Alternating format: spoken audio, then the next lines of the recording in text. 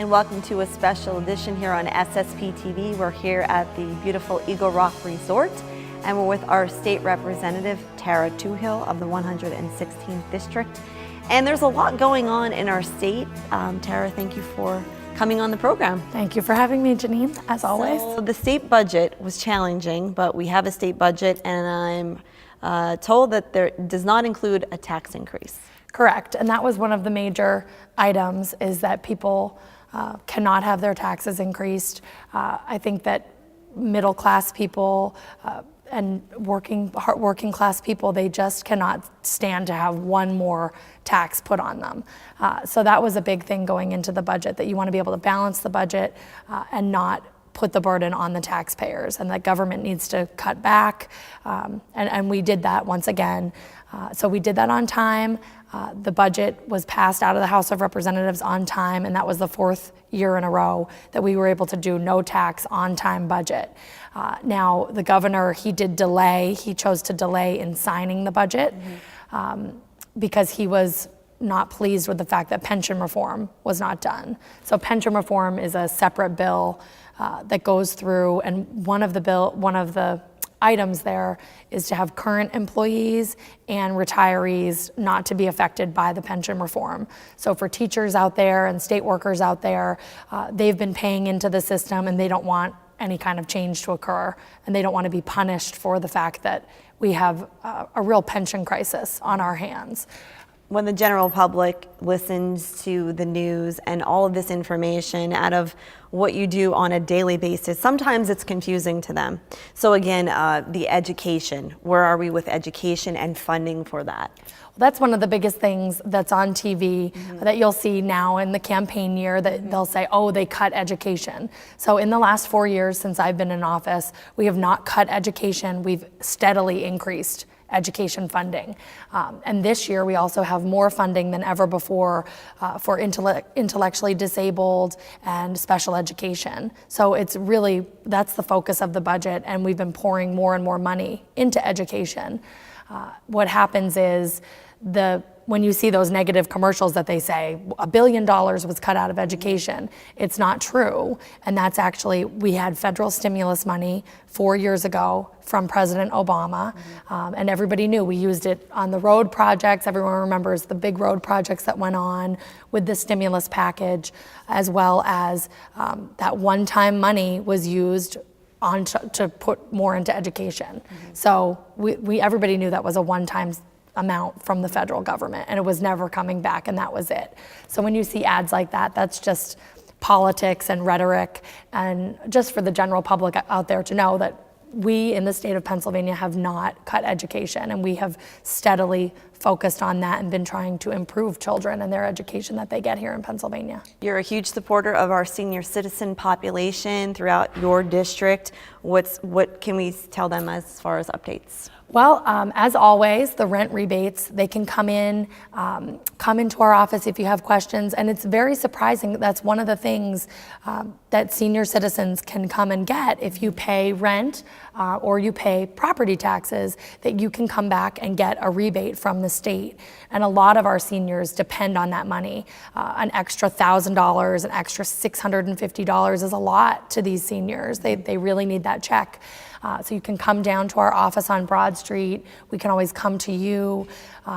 And it's a great program. So we have to make sure that gets funded by the state. So we made sure in the next budget that also gets funded. And a lot of the gaming money goes into that property tax relief in that rebate form. Okay. Revitalization begins at home in our center city, which is Hazleton downtown. What is your involvement with that? Well, I'm very involved with you and the Power Group.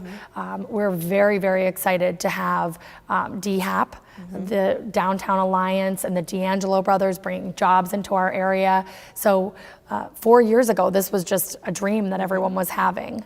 People were making fun of our sidewalks and tripping over the cracks and the rocks in our sidewalks on national television. And we were it's really was a sore spot and a hard thing for us in our community. And I think now Donna Palermo and the Chamber of Commerce, they really had been working for many, many years to have the results that they have. And we have those downtown businesses, those family businesses that have held on. And I think we're just seeing the fruits of that labor now. So I'm very honored to be here as the state representative during this time, because it's an exciting time for us, and there's a lot of growth, there's a lot of energy and in a positive direction, so it's very exciting. I believe with the new administration under Mary Malone, with the Chamber of Commerce, and like you said, with the D'Angelo brothers, I know my family making an investment in our building in the downtown, and you being downtown, we're attracting more people there. It is a time where we need to be patient, because this isn't going to happen overnight. You'll see little changes, but this is really a 4, 7, 10-year plan that we have going downtown. Now, the other initiative that you started with Attorney Lori O'Gurkis is for foster children. Yes. Okay, so tell us about what this event is all about. Okay, so I'm on the Children and Youth Committee, and Attorney Lori O'Gurkis, she has come on your show numerous times, and you've been working from that angle, because there are children that are out there that do not have a forever home. They are likely to never be adopted, and it's just very sad. You can go on the SWAN website, which I do frequently, and when you go on there, you see these children, and they're just listed with their name and their age, and they're looking for a home out there. And we and your channel, you've been promoting this and raising awareness. And with Attorney Lori O'Gurkis, we're trying to raise as much awareness about this, because a lot of people out there, maybe they're lonely, or they have a space in their home or a space in their heart, and they would never think maybe of taking a baby, but maybe they would take an older child that they could mentor, that they could help get into college, or help get into some sort of a program, help get through high school. So there's a lot of stigma attached to these children, and I think that you've been doing a great job, and Attorney Lori O'Gurkis has been doing a phenomenal job with you in bringing these kids out and letting them have a microphone where they can tell their story. And we're hopeful that this has been a big push, and that we're gonna have real results on it, and help these children find placement, better placement, and even that forever home that they're looking for. All right, when we come back again, you're watching a special here on SSPTV with State Representative Tarah Toohil. We're going to talk about an event coming up very shortly here in July that's going to help children in need throughout Greater Hazleton area and northeastern Pennsylvania. We'll be right back. And welcome back to this special on SSPTV. We're here taping at Eagle Rock Resort, located right here in the beautiful Blue Mountains, and we're with State Representative Tarah Toohil of the 116th District, updating you on state issues and also an event that's coming up soon here right in Greater Hazleton to support adoption and foster care, taking care of our children here in northeastern Pennsylvania. So again, to start off talking about the revitalization of our downtown and focusing on the growth of our area. We do have an influx of a different population coming in. We do have some issues with illegal immigrants coming into the area, and that was really discussed recently in the news and at the state level. Yes. Congressman Barletta had come forth and been saying that there was the potential for the immigrants that are coming to the border, that they would actually be getting on planes and getting shipped 2,000 miles to Pennsylvania, and actually to Hazleton, Pennsylvania. So this was on the front page of the Standard Speaker. The community was very outraged by this. And we have just yesterday, the governor of Nebraska was very, very upset with the president because they put them on unmarked planes, these immigrants. And granted, some are infants, they're babies that are being brought over the border, but others are 17-year-olds or 18-year-olds, or they say they're 16, 17, and 18 years old, but they can be a 22-year-old gang member. They don't have immunizations, they don't have the same kind of health care. And in the United States of America, if you come here to this country and you're under the age of 18, you have to be afforded an education. So if someone says they're 17, they get signed up for high school, and maybe they're not 17, maybe they've really come from a place where there's guerrilla warfare, that type of thing. So there's a real problem with the criminal element coming over, as well as just health regulations. And our concern is that coming over the border, that these families, if a child gets brought over the border, that infant or that young child is getting displaced from their family further and further. So it really is a horrible humanitarian crisis. All the border states are trying to figure out how to deal with it. But we were really alarmed here in the Hazleton area because it was being said that maybe these refugee nonprofits, they make money from the government to take care of refugee children or immigrant children, and that they were advertising in the Standard Speaker. And so that was alarming. And the MnSEC building, especially to me, because MnSEC and getting rid of that downtown correctional facility that we had, that was something we were lied to in our community. We were lied to about. We never wanted to have, we thought it was going to be something like Sorrento Gardens or something where people could get help, but we ended up getting felony drug offenders, felony criminal offenders, people that had committed a murder. 185 criminals were living in our downtown right there in the beautiful old Altamont building. And that was really killing our downtown and hurting us. So that was one of my biggest achievements, was being able to get rid of MnSEC. And I got that. The state was paying millions of dollars to MnSEC, and we were able to get that contract canceled. So that was a wonderful thing. And then the news comes out that they may be shipping refugee children to the downtown, and we're certainly not equipped for that, especially because we have a need.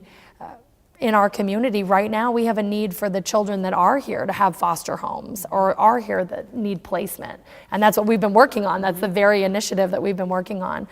So Congressman Barletta has been down at the border dealing with that humanitarian crisis and making sure that these children don't get further displaced to coming here from Latin America here.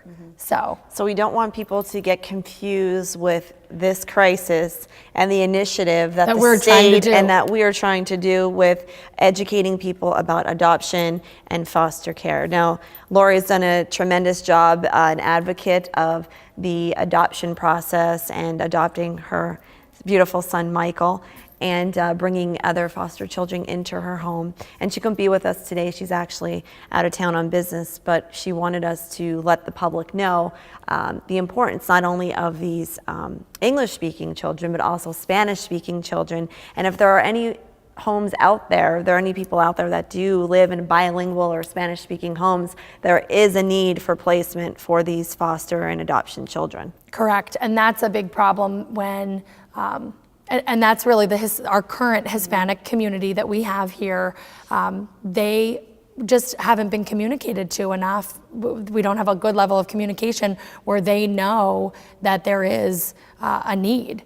And really that community has been stepping forward and saying, oh my goodness, like I didn't know that there were children even going into foster care.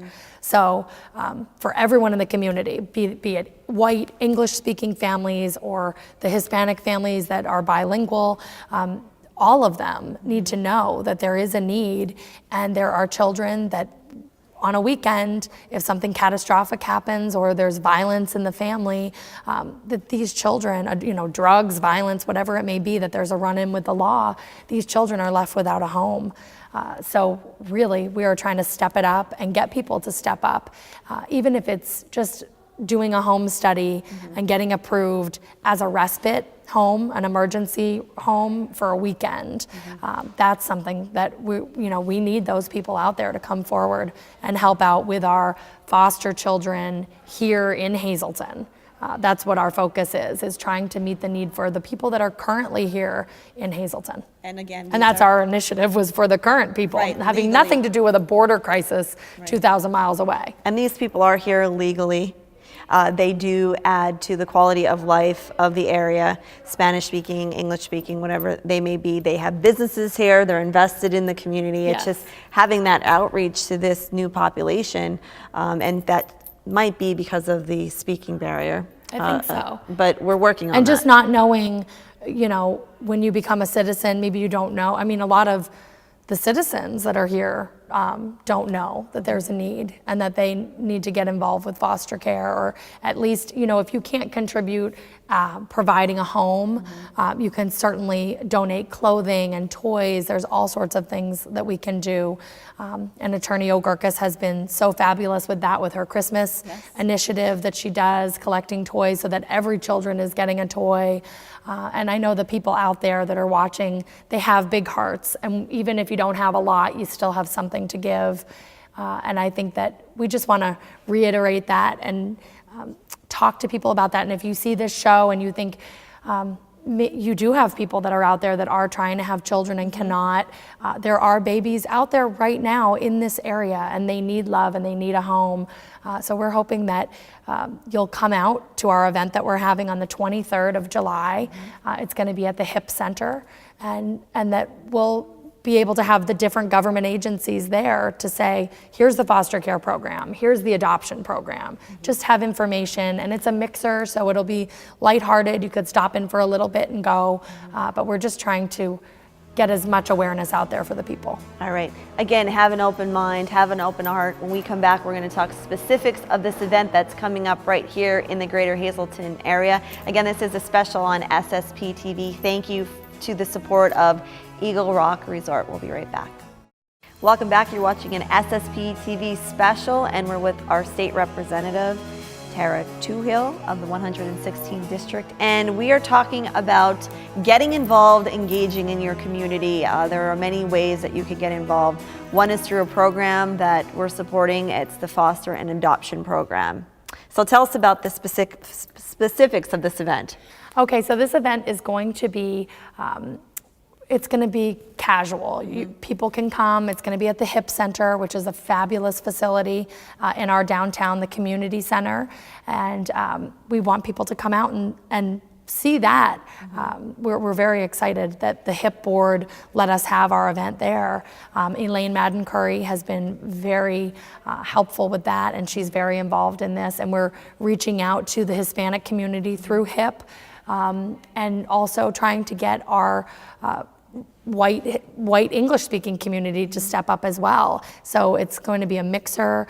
We're going to have food and music, and as well as the different government agencies going to be there to let us know what is out there, what's available, how can you sign up and become a foster parent, the paperwork, how rigorous of a program it is, just so that we can kind of open up those doors for people, that they can see it's not difficult. And if you have something to give, we're going to make it so that everybody can give a little bit. And it's 6 to 8 on Wednesday, July 23rd, talking about the foster and adoption experience. I've learned a lot about it just by, being friends with you and Lori, and educating people on Tuesdays through our adoption segment on FYI and caring for kids. And when we say kids, it could be these young adults who not necessarily need adoption or foster care. They need a mentor in their life. So if you're someone out there, and please be open-minded. I've experienced so many phone calls that just Lori alone gets, and they say, we had this emergency situation where Lori recently took in a child that needed some help, and my husband and I sat down and we said, this is something where we could be of service to filling out, that paperwork. And I think that's the hardest part, is you need all of your clearances done. So I know there's help through the state and through these agencies if you're overwhelmed with knowing the process of helping in a foster or emergency situation, that they can help you with, filling out the clearances that you need. Correct. And at my office, we help with that as well. It's just the child abuse clearances. The teachers and people that go into schools, they get those clearances. So a lot of people are already cleared in that capacity if they are working in the school district or anything like that. So we can go through that process and make that a little bit easier. So we always help fill out forms and things like that if people need to. And then a home study is done by Luzerne County Children and Youth if you're going to be doing it in Luzerne County. Every county, all 67 counties in Pennsylvania need help with foster parents and foster care. But we're really focusing this pilot program here on getting as much recruitment, doing as much recruitment as we possibly can. We're focusing here in Luzerne County and especially in the greater Hazleton area. So July 23rd, Wednesday, it's at the HIP building. The other initiative that we like to talk to about is the new nonprofit that you formed with Lori, and it's Brandon's Forever Home. Yes. So the background on that. Yes. Well, many people may not know this about myself, but I was raised, my mother and father, I was their biological child, but they took in over 42 foster children. And one of those foster children was my brother, Brandon. And Brandon had passed away in a tragic way. And because of losing Brandon early in my life, and he had a very hard road with the foster care system and just being dragged from home to home, not having a termination and making him available for adoption. So it had gone on throughout the 8 years of his life, and it was very traumatic for him. And he was in search of that forever home like so many children.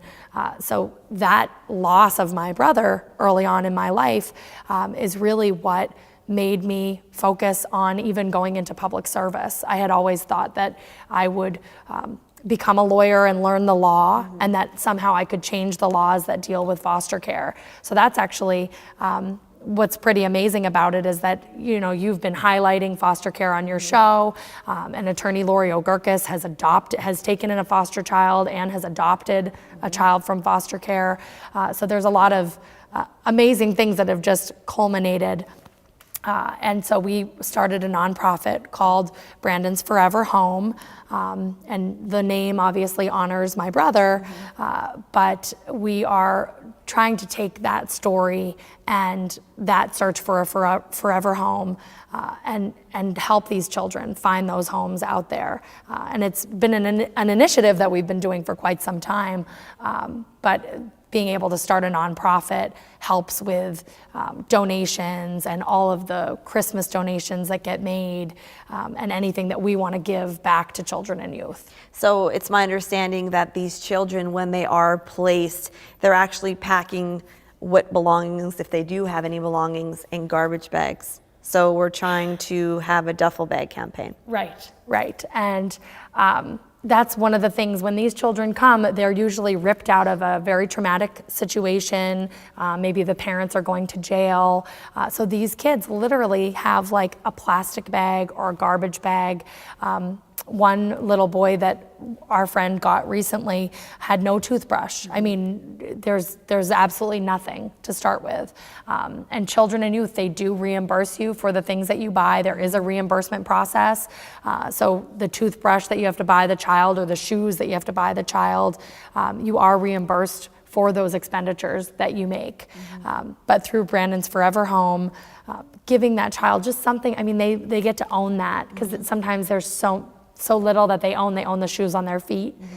When they go place to place and so much is lost in their lives, photos and family belongings and memorabilia, they don't have that. Right. So if you're out there and you have these items that, you know, some of us are blessed with so much in our homes, where we're thinking, we're getting rid of things, you're getting rid of toys, you're getting rid of softly used clothing. We have drop-off points for that. And the drop-off points include your office, right, on Broad Street. Correct. And we're also, my office, SSPTV, we're both on Broad Street. Also Moore and Associates, that's in the Can-Do Corporate Center. Of course, here at Eagle Rock, and Richie Angelo's Construction, which is Attorney O'Gurkis' father's business. So if you need any information, you can also contact, you know, us through State Representative Tarah Toohil's office or my office as well. And you have a Facebook page for Brandon's Forever Home. Yes, we do. So you can go onto Facebook and like that page, and you'll get updates. And the duffel bag campaign is something that's really easy. We're not asking for too much. It's something that out there, you know, you find things in your home, Right. and it's something that can be put to use and would mean a lot to a child. That physical thing that they can have, that they can put some of their belongings in, is a big deal to a child. All right, well, State Representative Tarah Toohil, thank you again for joining us here at right. Eagle Rock. Thank you. We're hoping for a big turnout again Wednesday, July 23rd. It's at night. Thank you to Attorney Lori O'Gurkus, who set this whole thing up. She's very passionate about the adoption and foster care program here, not only in the Hazleton area, but throughout the whole state. I swear she would adopt every child if she could physically put them all in her house. Yes. And she really fuels that in us to give a little bit more. So we're lucky to have her always fueling the fire with that. All right. Good. Thanks to you, and thanks to everyone watching at home. Again, this show can be seen on SSPTV.com or right here on SSPTV Channel 13 on the cable system in Hazleton, Pottsville, and Wilkes-Barre. We'll see you next time.